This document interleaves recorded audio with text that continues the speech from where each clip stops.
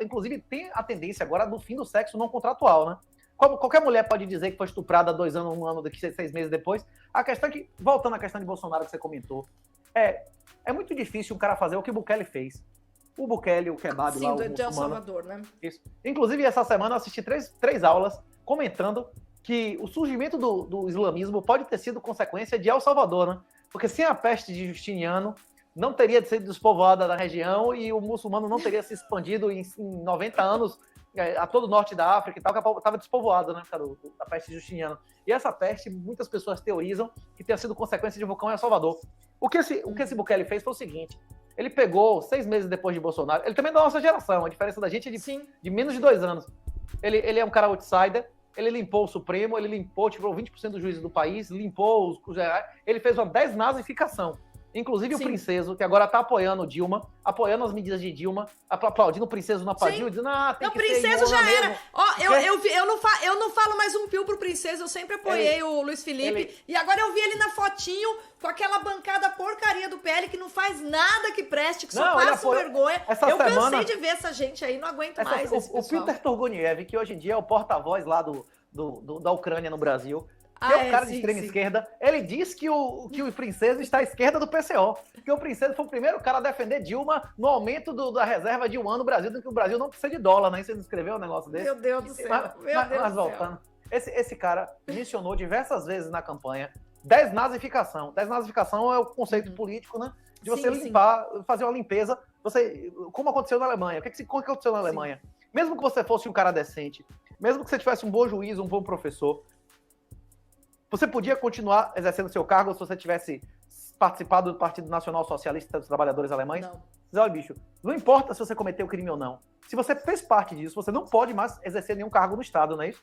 Bolsonaro, em vez de desnazificar, como ele tinha prometido, ou pelo menos botar um cara para prometer do lado dele, caras como Santos Cruz, caras como o outro lá, o aleijado lá, como é o nome?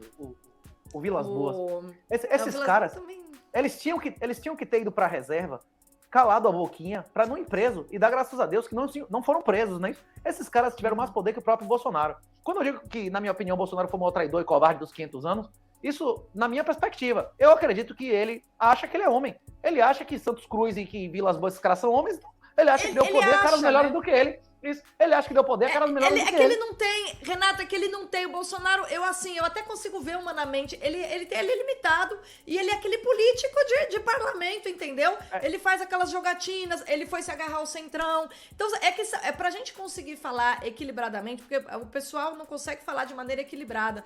Por exemplo, a sua crítica ao Bolsonaro, eu adoro ouvir você descascar ele, porque eu sei que a sua crítica ela é motivada pela busca pela verdade.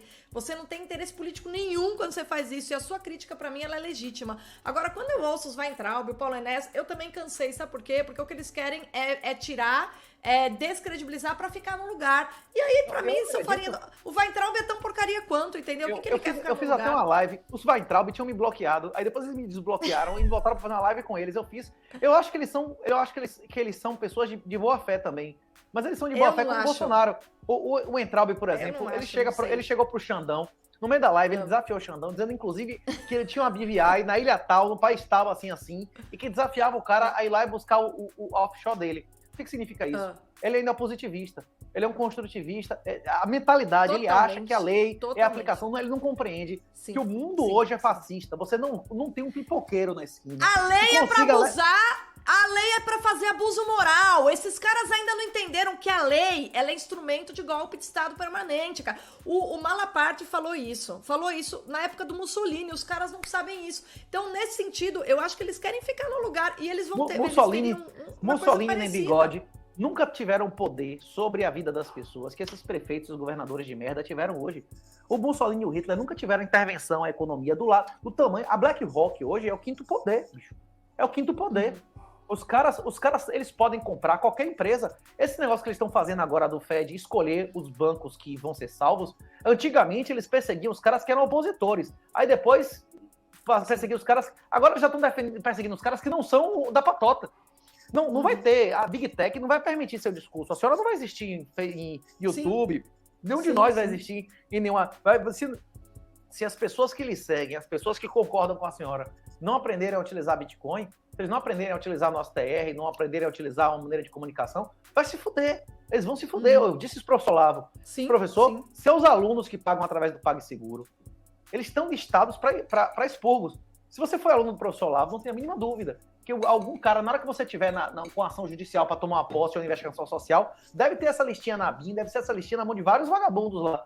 Agora, se esses caras pagassem Bitcoin, pagassem na Lightning, ninguém ia ter essa lista, ninguém ia ter a lista dos alunos da professora. O pessoal não ia estar mapeado. Não ia estar mapeado. Exatamente. Eu tô mapeada totalmente também. Não deu 2 anos. Não deu 2 anos que eu disse isso, e o professor Olavo teve problema com a Receita exatamente por causa das remessas através do sistema bancário, né? Tá vendo? Quiseram tirar o dinheiro dele. Você foi aluno dele quanto tempo, mas eles queriam humilhar o cara, tirar a paz do cara mais do que o dinheiro, e acusar o cara criminalmente de alguma coisa em um lugar onde dá pena criminal, né? Tipo, tirar a paz do cara. Não é nem dinheiro, foda-se dinheiro. O problema é destruir a vida do cara. É destruir. Eles usam a lei e eles usam todos esses canais para destruir. O que é interessante, quando você fala que o Bitcoin é uma ferramenta, que é um bot salva-vidas dessa perversão toda, eu acho que você está completamente correto, porque é justamente isso. Essa é a melhor imagem. É um bot salva-vidas, entendeu? Porque senão você tá na mão, ou você tá no navio pirata, meu amigo, ou você tá no bot salva-vidas. Você não tem, como dizer Aristóteles, não há terceiro. É o princípio do terceiro excluído. Não tem jeito. O Bitcoin, ele não garante que vai ser uma solução permanente. Sim. Soluções criptográficas de topo de 100 anos atrás, de 50 anos atrás. Hoje é trivial quebrar. Provavelmente em 20, 30 anos, o Bitcoin, talvez em 20, 30 anos, vai ter que se reinventar, vai ter que mudar a prova de trabalho. Talvez essas mudanças, haja bugs no sistema. Eu não posso afirmar com convicção que o Bitcoin vai existir daqui a 50 anos. Mas se o Bitcoin existir por 20 anos, ele pode ser a ferramenta para que as pessoas sobrevivam. É porque, ao final da história, dos próximos 10 anos não vai existir mais identidade impressa. Eles não precisam, eles querem que a identidade seja digital para ele poder cancelar a sua identidade, né? Eles precisam que sua CNH seja digital. A maioria dos aeroportos você não embarca mais, você não faz hoje em dia uma aduana sem reconhecimento facial, digital e tudo mais. Você vai precisar fazer total controle biométrico para acessar a internet. Você vai ter um controle, eles vão ter um controle que nunca tiveram. Agora as pessoas que tiverem Bitcoin, eles vão poder comprar, inclusive acesso à internet de satélites de outros países, né? O Elon Musk, nos últimos 15 dias, deixou muito claro que ele também quer ter um aplicativo vital, como o Alipay, o WeChat. Todos os governos, esse negócio do MeuGov, todos eles querem a mesma coisa. Um aplicativo que concentre todos os serviços para concentrar todo o seu Big Data. Para que ele ter toda a informação sobre você, para ele ser o provedor de todos os serviços, inclusive praticando discriminação perfeita. Ele cobrando o máximo do que você pagaria em cada coisa, não é isso? Exato, porque eles são todos monopolistas, né?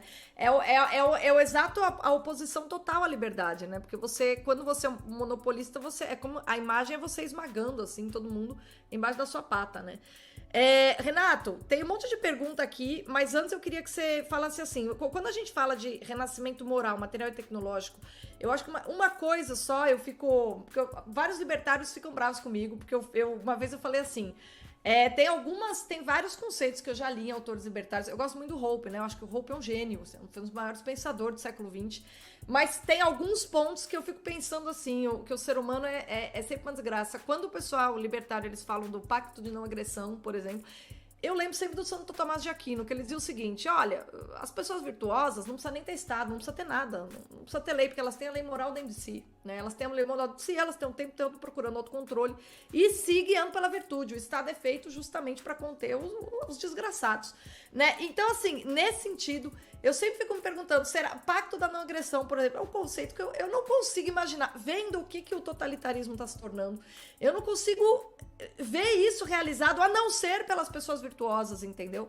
Então, assim, eu tenho alguma dificuldade com alguns conceitos libertários. Agora, o Bitcoin como ferramenta, eu acho que é um negócio tão claro, a virtude própria é um negócio, assim, para mim é tão claro que eu acho que essa é uma ideia inequívoca, entendeu? Que as pessoas têm de olhar como ferramenta e que não é que vai produzir a ideia de quem inicia, a ideia de quem inicia o princípio da não agressão afirma que está errado as pessoas que estão erradas, que iniciam violência contra pessoas inocentes. Isso não é ideia controversa? Essa ideia... É lícito iniciar violência contra pessoas inocentes? Não, essa pessoa tá errada, então, mas assim, o problema é incontroverso, não é isso ou não?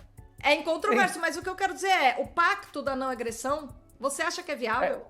O princípio da não agressão é que você só pode utilizar violência contra pessoas que utilizaram violência contra você antes.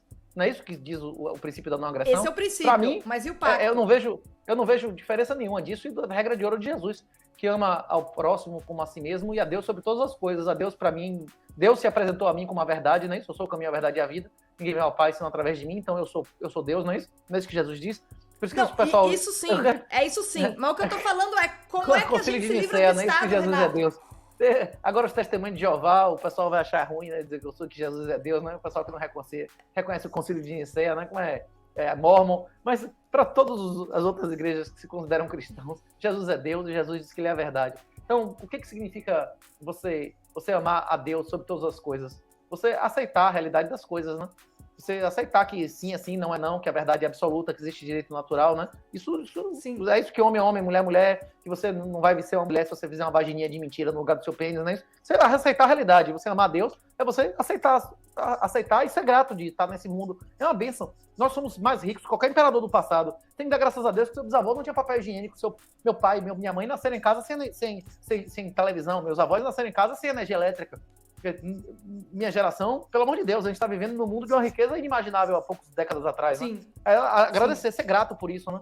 É isso que eu acredito que é. Então, para mim, o princípio da não agressão constitui-se em um nível de identidade altíssimo, a regra de ouro de Jesus. Eu não vejo muita diferença. Não, sim, mas o que eu tô falando é outra coisa, Renato. O que eu tô falando é outra coisa. Esse princípio tá certo, mas esse princípio tá na mesma linha do São Tomás de Aquino falando. Os virtuosos, as pessoas virtuosas, evidentemente, elas vão agir de maneira correta. O que eu tô dizendo qualquer lei é pro vagabundo. Como esse princípio é violado, como esse princípio é violado o tempo todo pelo vagabundo, essa é a ideia do Tomás de Aquino. Constitui-se o Estado para conter os malfeitores.